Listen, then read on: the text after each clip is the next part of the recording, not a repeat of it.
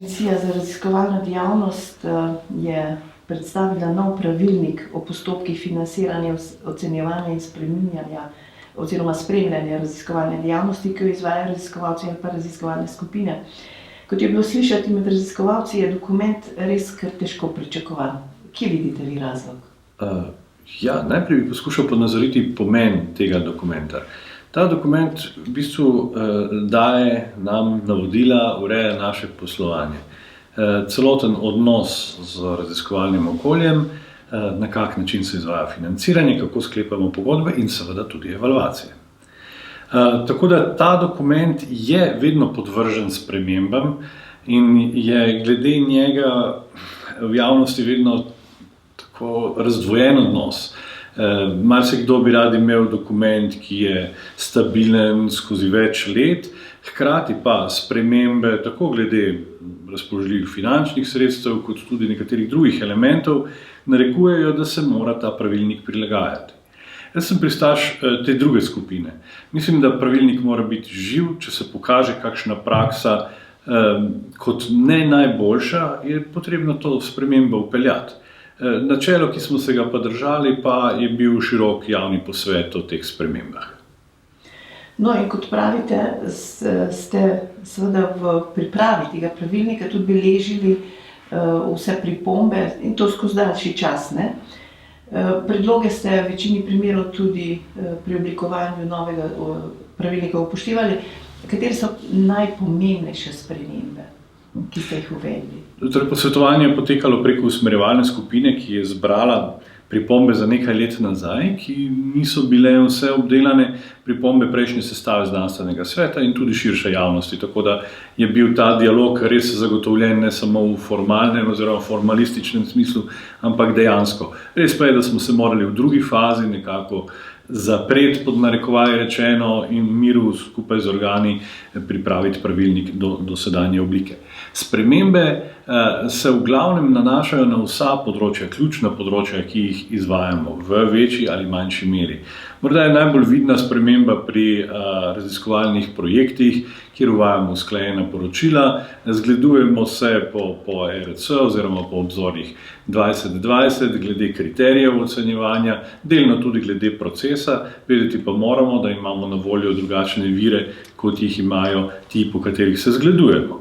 Ampak principi so uveljavljeni. Pri raziskovalnih programih, ki predstavljajo temeljno stabilno financiranje raziskovalnega dela v Sloveniji, uvajamo 6-letne programe, kar se mi zdi ključno.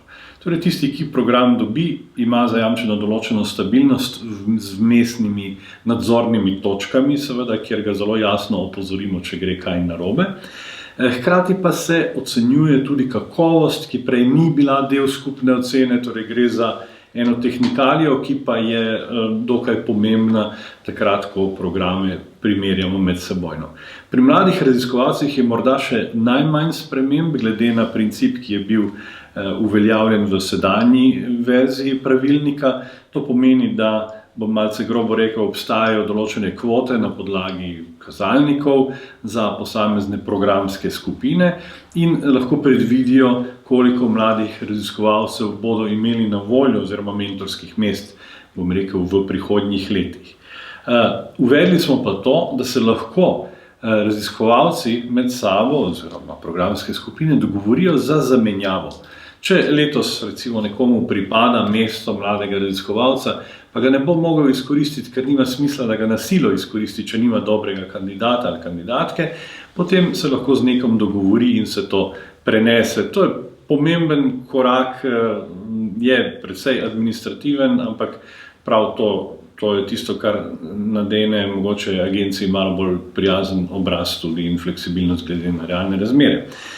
Je pa treba povedati, istočasno je na znanstvenem svetu tudi prišlo do pobude, da bi le razširili program mladih raziskovalcev tako, da bi vpeljali dodatno nekdanji koncept odličnih mentorjev in odličnih kandidatov. Ne glede na področja, ne glede na neke kvote, kapacitete, ki obstajajo. Tako da je znanstveni svet zdaj v obdobju, ko sestavlja eno delovno skupino, ki bo prišla s predlogom tega, Mi smo odprti seveda za ta predlog, bo pa treba zagotoviti dodatna sredstva in se bo treba dogovoriti tudi, kolikšen delež mladih raziskovalcev pa bi bil takšen. Tako da je to odprto, zdaj sem se malce oddaljil od samega pravilnika in se vračam k njemu. Torej, v njemu smo še popravili, torej v tem predlogu najdemo kar precej zadev, ki jim lahko rečemo zmanjšanje administrativnih ovir. Tukaj bi posebej omenil poročanje samo ob sredini, na sredini projekta in na koncu projekta oziroma programa, ni več vsakoletnega poročanja. Kar precej tudi nomotehničnih sprememb, seveda se pa vsi sprašujejo, kaj se je pa zgodilo pri kvantitativnem delu, torej pri teh kazalnikih. Mi smo poskušali narediti celotno shemo kazalnikov bolj transparentno, zato smo tudi umaknili v prilogo z nekaterimi dodatnimi pojasnili. Bistvena sprememba je ta, da ni več normiranih citatov, kjer je prišlo do res nekaterih deformacij, ki so bile ponazorjene tudi v javnosti, ampak šteje število čistih citatov. Znanstveni svet bo v pripravah razpisov tukaj pred zahtevno nalogo, da bo le moral postaviti neke pragove. Namreč kvantitativne kriterije v bistvu uporabljamo pri projektih samo kot vstopni pogoj. Torej tisto najbolj grobo sito, da lahko zožimo število prijav na obvladljivo. Ste se pa odmikali recimo pri realizaciji od nekaterih postavk, ne? Ja, smo se. Razlogi, torej te postavke so bile, oziroma usmeritve jim rečemo, so bile postavljene na usmerjevalni skupini in od nekaterih smo se odmaknili zato, ker nismo dosegli konsenza v še širši razpravi, strokovni razpravi tukaj, ja, ali pa, torej dopolnjujem ta prvi del stavka, ali pa zadeva ni izvedljiva. Ali pa izvedljiva z nepredvidljivimi posledicami. Namreč osnovno načelo, ki sem se ga kot direktor držal ves čas priprave in sem apeliral tudi na znanstveni svet, upravni odbor, je ta vsaka sprememba, ki jo naredimo, mora biti izvedljiva. Torej, tveganj mora biti čim manj. To pa je lahko zelo zahtevno. Recimo takšen je kriterij 10/10, torej 10 najboljših objav v zadnjih 10 letih. Jaz mislim, da bo to načelo ostalo in da bo morda implementirano v naslednjem letu ali pa še kasneje in ne gre ga zanemariti, ker je dobro načelo. Ampak ni pa trenutno izvedljivo. In sploh vse zadeve, ki se nanašajo na sistem točkovanja, so izjemno občutljive, ker je sistem nastavljen kot, bom rekel takole, kibernetsko rečeno, je precej nepredvidljiv bi postal, če bi ga samo delno spreminjali. In zato sem glede tega bolj konzervativen in lahko naredimo v prihajajočem letu vse simulacije, da bi se kaj spremenilo, sploh pa mislim, da mu dajemo prevelik poudarek. In paradoksalno zveni, ampak ARRS je že v obdobju mojega predhodnika malce znižal pozornost pri kvantitativnih kriterijih, ampak privzeli so ga pa drugi, univerze pri habilitacijah, raziskovalne organizacije pri notranjem vrednotenju in tako naprej. No, se je zanimivo ta kriterij kvantitete nasproti kvalitete je na nek način ena konstanta, ki se je tudi v minulem obdobju nenehno pojavljala pri raziskovalcih. Namreč oni sami pravijo, da so se pri teh postavkah nekaterih zelo dobro znašli, za razliko od nekaterih, ki so pa nekako drugače te stvari počeli. Ja, med raziskovalci boste našli opis cele vrste zelo slikovitih anomalij, ki se pojavljajo pri kvantitativnem vrednotenju in ne samo pri ARRS-evem, tudi nasploh, če gledamo faktor vpliva po Web of Science, prihaja do teh prilagoditev, prilagajanj. Ampak tukaj bi poskušal bolj splošno odgovoriti. Namreč deklaracija iz Leidna, ki je pogosto omenjena tudi v slovenskem prostoru, ni a priori proti kvantitativnim merilom. Jih seveda dovoljuje in jih tudi podpira, ampak ne smejo prevladati nad kvalitativnimi. Vedno so nek pokazatelj, niso pa končna odločitev.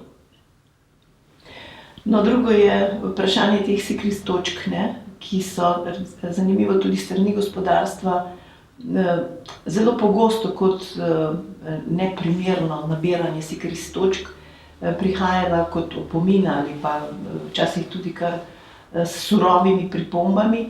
češ, da so raziskovalci nagnjeni samo k temu, da nabirajo te točke, ne delajo pa za gospodarstvo, niso usmerjeni v to.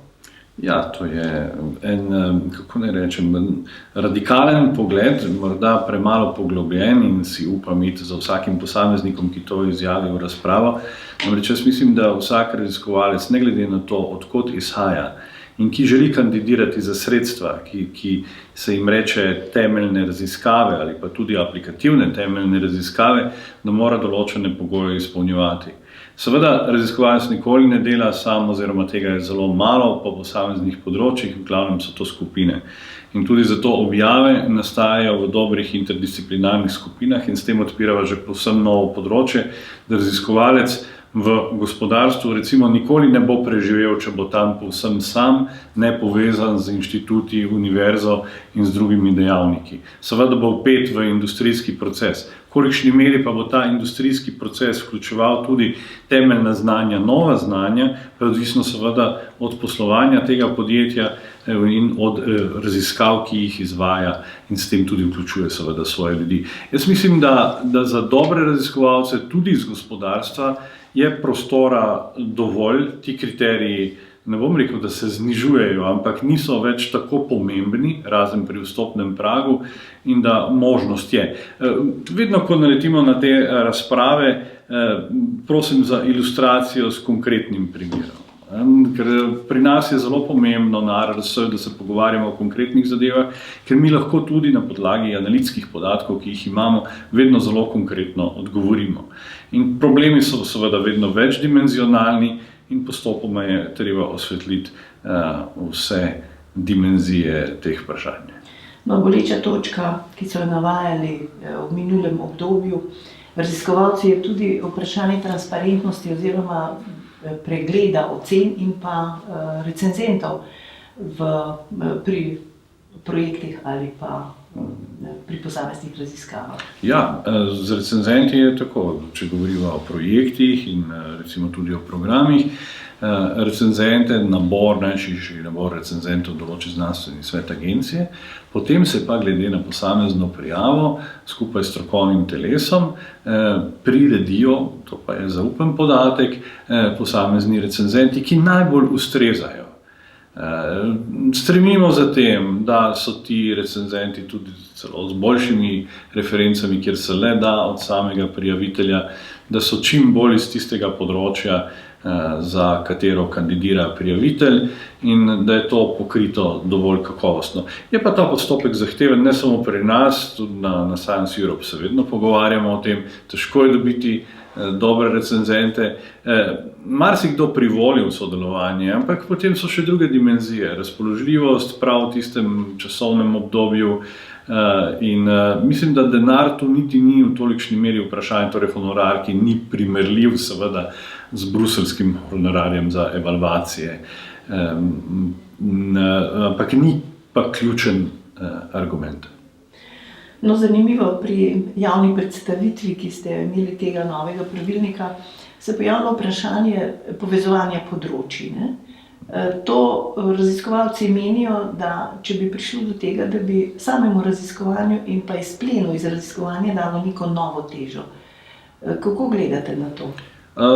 Da, to je res. Mi financiramo še vedno po posameznih področjih, kar pomeni neke vrste pasovno financiranje tudi v konkurenčnem delu raziskav. To je problem. To, da je pasovno financiranje pri programih, je v redu. Ampak pri projektih pa bi seveda morali raziskave ciljno usmeriti. Ampak te ciljne usmeritve zdaj ni zato, ker te prioritete niso definirane. Ciljne usmeritve bi pripeljale tudi do novega pogleda na interdisciplinarnost in na sodelovanje na projektih. Kajti zdaj raziskovalci oblikujejo svoje ideje v okviru področij, recimo računalništvo in informatika, pa računalniška grafika, recimo, če smo povsem konkretni. In potem se oblikuje interdisciplinarnost okoli tistega projekta, ki je že umeščen v neko področje. Seveda bi bilo boljše, da bi reševali nek problem, vizualizacija, geografskih podatkov v Sloveniji, govorim malce svojih sorodnih področij, dajem primer, in bi se tam lažje našli, seveda tudi verjetno geografi, pa računalničarji, pa ne vem še kakšni analitiki demografij, takšnih in drugačnih. Torej, lažje bi bilo v takšnem primeru oblikovati interdisciplinarne skupine, kot pa lahko to počnemo zdaj. In to je tudi ideja, ne nazadnje izhaja iz raziskovalne inovacijske strategije, da imamo razvojna sredstva in pa temeljno financiranje. Jaz mislim, da ta pas, ko skrbimo na nek način za vsa področja, ki jih je jasno preveč, in o tem smo že kar precejkrat debatirali, torej kar 72 področij znotraj 6 ved, da je ta princip treba ohraniti na ravni teh 10 do 12 milijonov evrov pri posameznem razpisu. Zato, ker je treba skrbeti tudi za področja, ki morda niso tako atraktivna glede trenutnih ciljev, ki jih lahko opredelimo kot družba. Vendar temu financiranju projektov mora obstajati neka nadgradnja, torej k temu pasovnemu financiranju, kjer pa bi opredelili posamezne cilje in ni nujno, da za vsako leto iste. To zahteva dolgoročno načrtovanje in to je ta apel, s katerim mislim sodelovati na naslednji seji Sveta za znanost in tehnologijo. No, še zanimivo bi bilo slišati, kako se zdaj recimo ta nov pravilnik umeščajo posamezne vede. Strani humanistike ali pa družboslovja je bilo včasih slišati, ali pa bom rekla tudi kar pogosto, da so na nek način prikrajšane. Nasproti naravoslovja, tehnike, medicina je seveda nekaj posebnega. Ja. Kako ste recimo tu poskušali postaviti v enake pogoje? Ja, subjektivnih vtisov je kar precej. Grafiki so pa tudi, se strinjam, neke vrste generalizacija, pokažejo nekaj drugega. Recimo, humanistika ni tako zelo upadla v tistem obdobju, ko so druge vede upadle, čeprav na konkretni ravni raziskovalec lahko to čuti drugače. Kako mislite upadla? Po sredstvih, po razpoložljivih sredstvih, ja, seveda, na to mislim zdaj na sredstva. Namreč v tem obdobju krize, ta graf, ki ga imam sedaj, nekako kaže, kako za tehniko so se znižala sredstva in za naravoslovje najbolj. Zakaj? Saj to je jasno, zaradi tega, ker ni bilo projektnih razpisov in predvsem, ker so se pri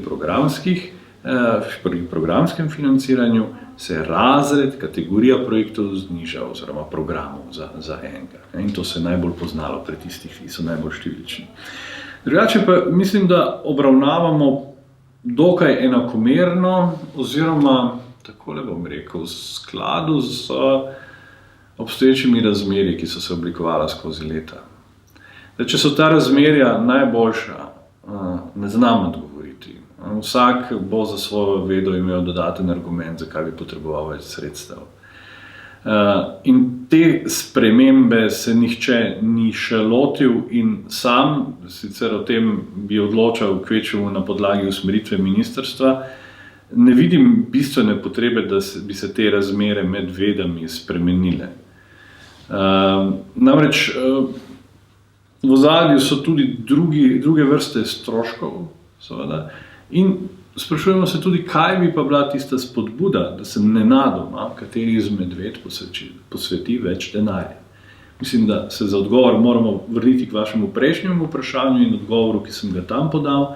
Torej, če bi oblikovali neka ciljna področja, bi se potem lahko razmerje med posameznimi vedami spremenile. Ampak morda odgovarjam preveč na tej konceptualni ravni glede odnosa med vedami. Sam pravilnik, če se vrnem k vašemu vprašanju, tukaj ne določa ničesar novega. Torej, obseg sredstev, razmerja, to se določa sproti ob razpisu oziroma v metodologiji, ki je pa del razpisa. Takrat je čas za tovrstne spremembe. Mi imamo recimo pri projektnih razpisih tako imenovane kapacitete posameznih področij. To pomeni, da v vsakem razpisu vidimo, koliko razpisov z tega področja še teče in koliko novih sredstev lahko namenimo. Večkrat poudarim, da je zelo napačno, če so raziskovalne organizacije šle v to smer, da je večina njihovega osebja zaposlenih na projektih.